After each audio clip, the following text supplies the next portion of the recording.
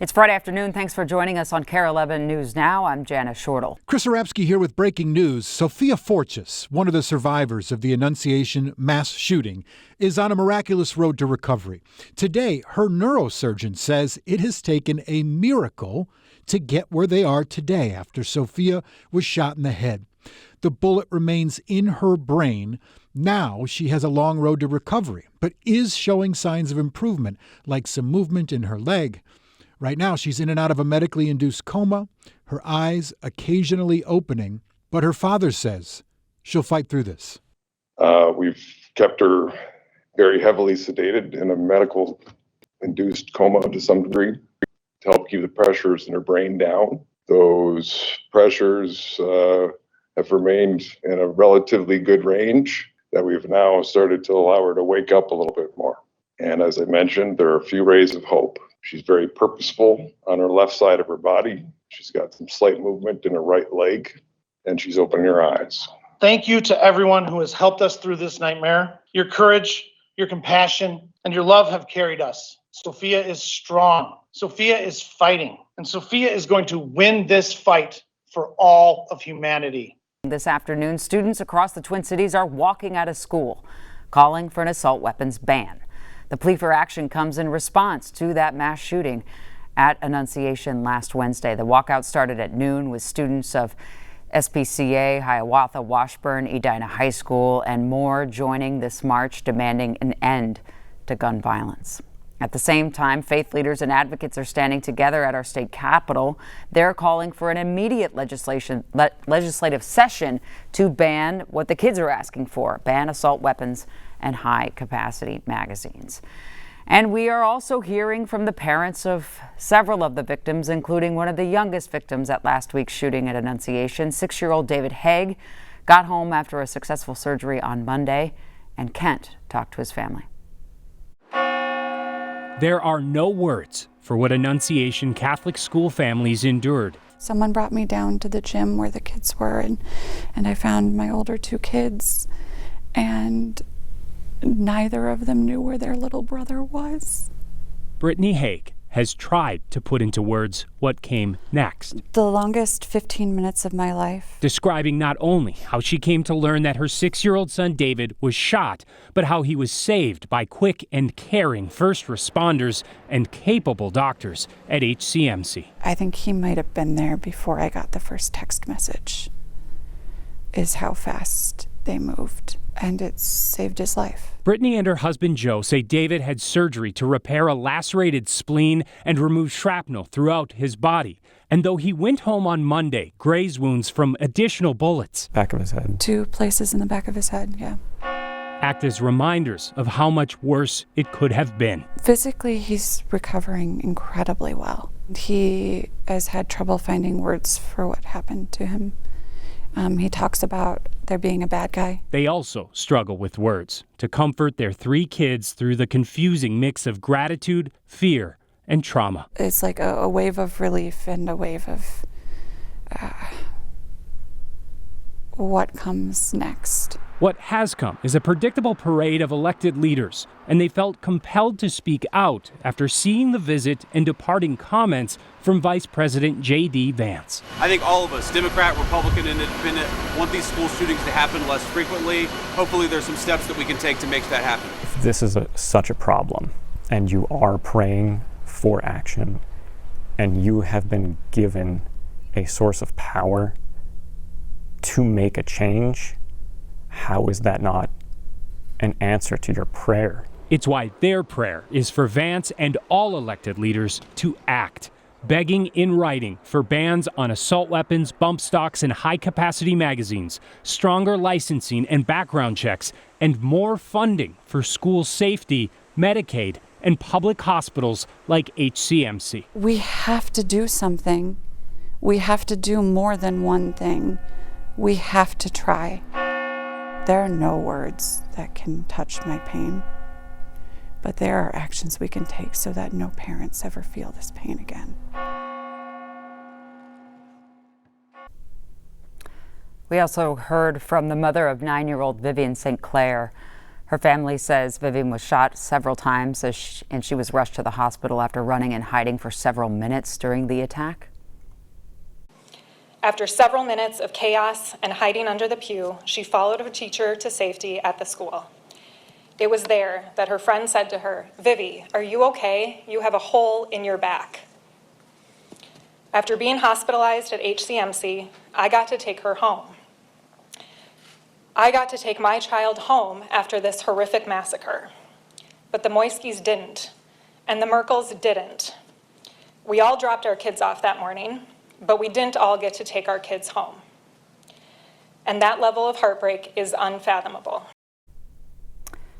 And all 2 kids were killed in the attack. 21 other people were injured after that gunman opened fire through the church's stained glass windows during Mass as students prayed.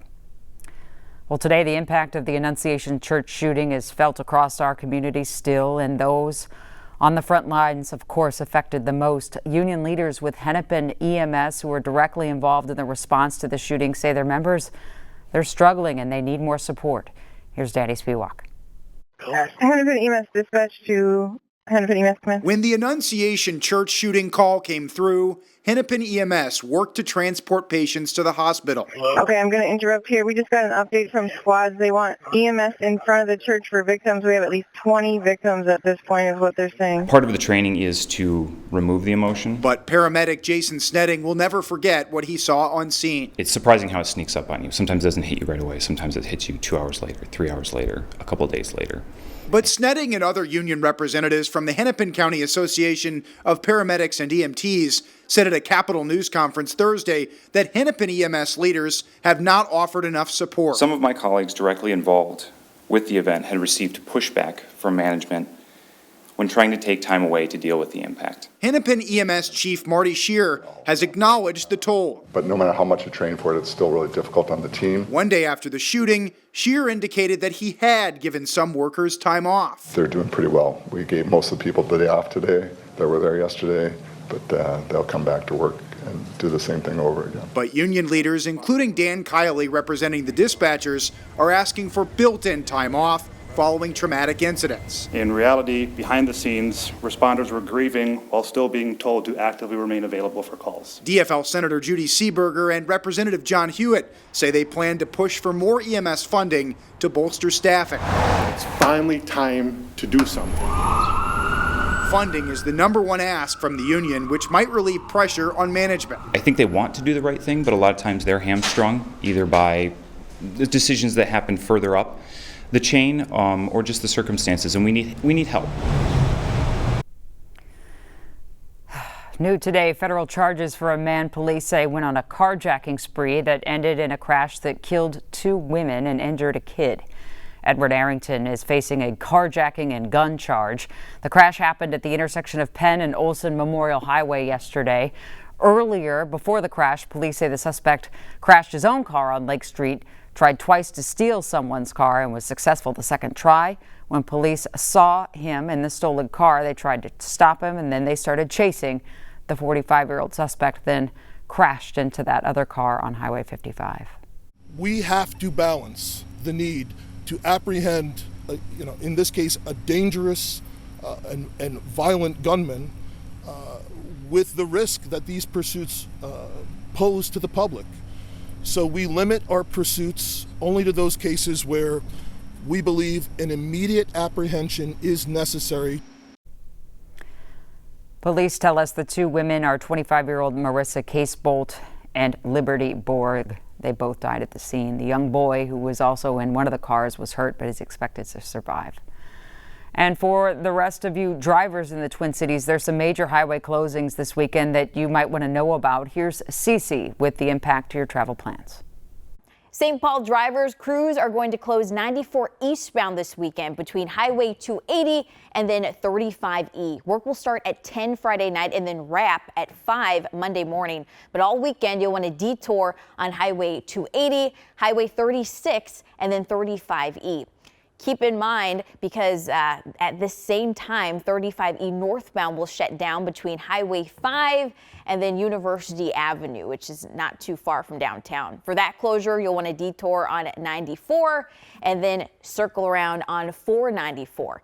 If you plan to go to the Mall of America or the airport this weekend, listen up. Crews will close 494 in both directions between Highway 100 here and then Highway 77. So that's between Richfield and Bloomington.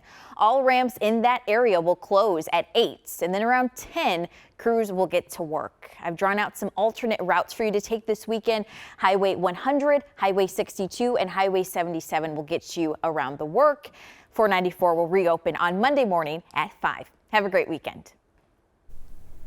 Thanks, CC. Right now, ICE raids are taking place across the country. Federal agents were seen rounding up workers at a Hyundai EV plant in Georgia. They took 475 people into custody.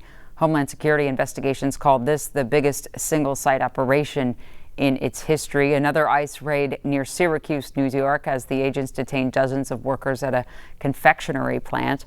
The agents reportedly spent hours questioning plant employees and then took 60 into custody. The company's owner says all of his workers have legal documents to work there. At the same time, Chicago is putting a major festival celebrating Mexican independence on hold as the city braces for an ICE surge and protests there this weekend. Illinois Governor J.B. Pritzker said the ICE raids are expected Saturday, but they could start any time. The El Grito Festival organizer said the decision was made at Pritzker's request, as more than 300 immigration agents are expected to come to Chicago. Stay with us. More news and weather after the break.